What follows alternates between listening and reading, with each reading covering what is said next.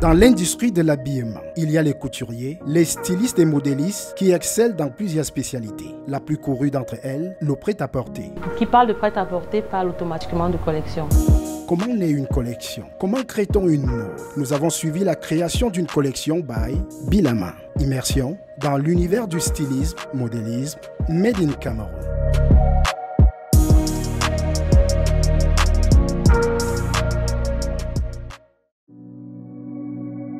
Quartier Biémassi. Il est 6h10 lorsque nous pénétrons l'enceinte du camp où se trouve son domicile. Debout, le téléphone collé à l'oreille, elle ne perd pas le temps pour commencer sa journée de travail. Pour tes habits, j'ai pas encore fini. J'ai demandé à Aurélie de passer au bureau pour qu'elle te dise qu'on va décaler la livraison. Et elle s'offre une boisson chaude, une fusion de thé revigorant.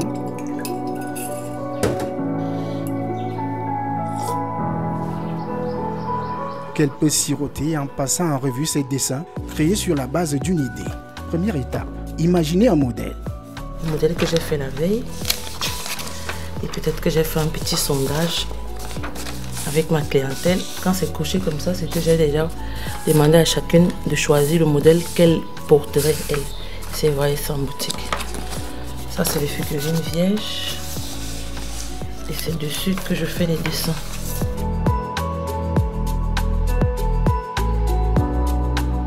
Nombre de pièces, de points, on va dire 10. Couleur bleu et rouge. Métrage, on va dire 3 mètres.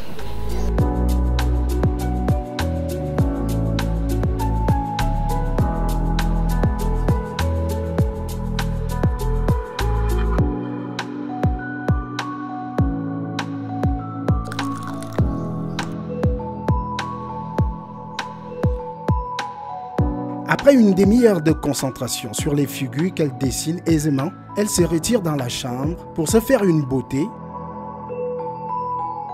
puis revient. Je peux faire un tennis, c'est plus pratique pour aller à mon colo, pour éviter les problèmes. Ranger le nécessaire. Emporte l'essentiel et c'est le départ pour la prochaine étape. Bon. Direction Acacia.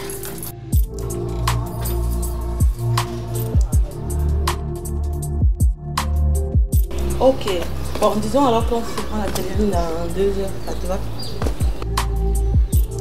Cette étape, c'est l'achat des tissus et autres accessoires. Direction marché Acacia, chez Césasso. Situé en hauteur, à quelques 300 mètres de son domicile, Ghislaine s'y rend à pied en arpentant les raccourcis de son quartier, répondant de temps en temps au téléphone aux clients. Ok. T'as envoie Aurélie déposer au bureau alors.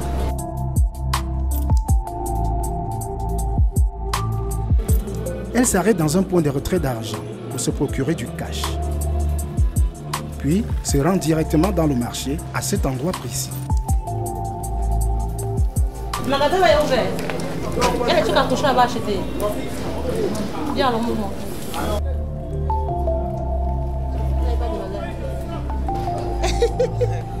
Par la suite, dans ce magasin. Bonjour. Comment le baisse? Ici, Ghislaine fait un large choix de tissus tout en marchandant. Ça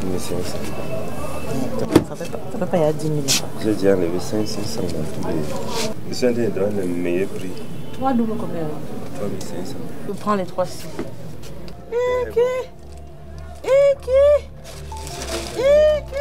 Quand je déballe, je Alors moi tout le veux. Les billets de banque finissent par changer de main. Ouais, c'est la scène aussi où je choisis les tissus que le gars là voulait. Comment je bagarre pour avoir les tissus. Faut croire que le partenariat entre ce fournisseur et la chef d'entreprise est gagnant-gagnant. Merci. Donc si demain tu déballes, je viens demain. D'accord. Mais pourquoi le marché Acacia? Parce que généralement, je trouve mes meilleurs coupons à Acacia. Et il déballe de lundi à parfois jusqu'à samedi. Il a souvent des coupons assez intéressants. Et généralement, c'est un peu les fins de série. Comme parfois, j'aime pas aller acheter à Mokula à cause du côté quantité que tout le monde va acheter. Donc je viens ici pour chercher les pièces rares, Ça ne vient pas en quantité, mais ça me fait avoir des pièces uniques. Et comme la clientèle aussi aime avoir des trucs assez particuliers, donc je viens ici, je trouve des motifs ou bien des matières que je ne retrouve pas forcément en quantité à Mokolo. Pour le travail à faire, voici la moisson du jour. Là, j'ai pris 3 tissus, j'ai pris de la crêpe, j'ai pris de la mousseline et j'ai pris du daim. Là, pour près de 10 mètres, plus de 10 mètres de tissu, je crois que j'en ai pris 12. Je viens dépenser 20 000. Donc, de parler. Le téléphone, lui, n'arrête pas de sonner. Ok, du coup, plus tard mercredi, il pourra venir prendre sa tenue. Toujours au marché Acacia, Ghislaine entre dans une autre boutique où elle se ravitaille en accessoires et petits matériels. Tu vends le séquence, tu vends ça combien? 9 000.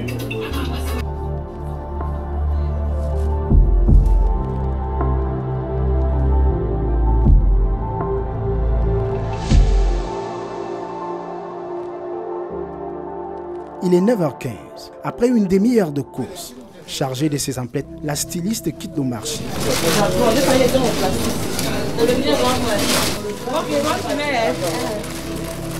On va alors la télé.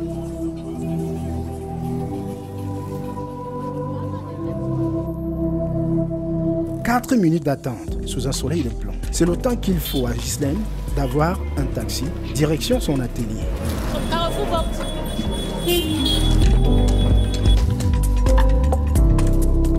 J'aurais 1000 francs. Quartier Siméon, sur l'avenue Mvoli. Voici où Ghislaine passe ses journées. À peine arrivée, elle donne déjà de la voix. On n'a pas encore levé la grille là. Natachi, pardon, viens lever la grille. Comment tu veux qu'on tu fais le prendre ça comme réflexion? Pardon. N'oublie pas, Natachi, n'oublie pas. Tu as besoin de qui? En tout cas, Déjà présents à l'atelier, les 4 employés, autres stagiaires de 7 diplômés de l'Institut des Beaux-Arts chez Anta Diop de Yaoundé, sont prêts pour le challenge. Avec à son actif déjà un catalogue de 5 collections, Ghislaine préfère aller au rythme des capsules. Faire une collection, c'est très coûteux.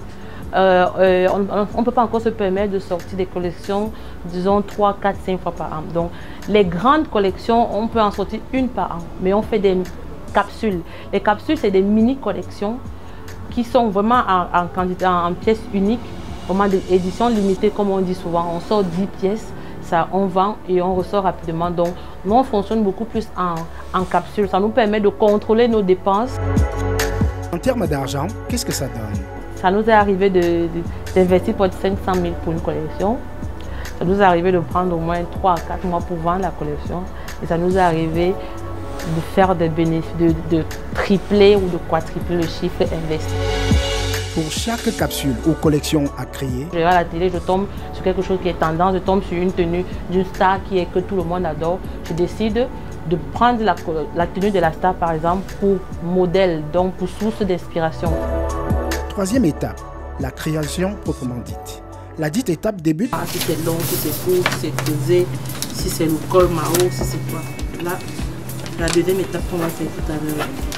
Là, on relève d'abord le papier. Toujours laisser les indications sur le papier, sinon on va faire n'importe quoi. Et comme le papier ne se garde pas facilement, donc généralement on passe un petit peu de fer pour que ça revienne. C'est une longue robe juste évasée, assez simple. Là, on récupère tous nos morceaux. Voilà. On récupère, on va aller au fer et directement on va passer au montage. Avant d'envoyer le modèle au montage, il y a d'abord ceci. C'est l'entoilage. Il faut entoiler, c'est pour donner de la teneur à la vêtement.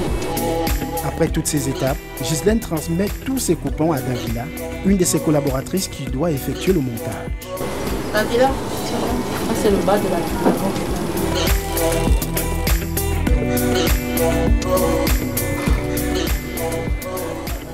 Comptez 2 heures de suspense, de la coupe au montage pour ce modèle, que Ghislaine Véronique Ngombembe en personne nous présente en exclusivité. Dans la foulée, une séance d'autocritique est toujours au rendez-vous. Bon, la séance de critique. Chacun donne son avis s'il y a quelque chose à retoucher dessus, s'il y a un détail, s'il y a un truc qu'on peut changer.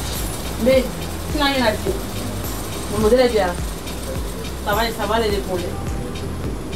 C'est bon, ça tombe bien. Il n'y a pas un truc qu'on peut encore ajouter. C'est pas plat.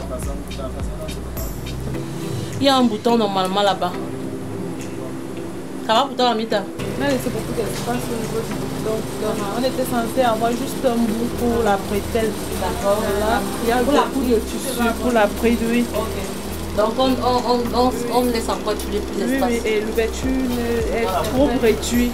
L'autre alors. Donc on va ouvrir l'ouverture du dos là. C'est bon, non?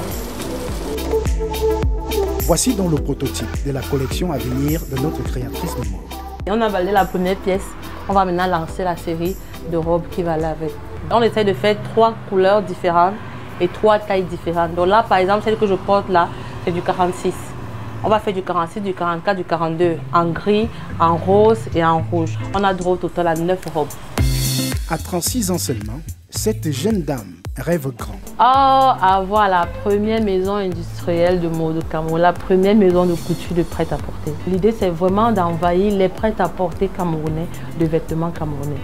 Ambitieuse et talentueuse, Ghislaine a le coup de ciseaux qu'il faut. Si elle habille en majorité des particuliers anonymes, il faut relever ici que des célébrités n'hésitent pas à s'habiller chez elle. André Nangar, je parlais de Valine Dongoro, comédien. Il y a des artistes qui viennent prendre, qui veulent des tenues pour tourner les clips. Il y en a quand même, donc je ne peux pas tout citer.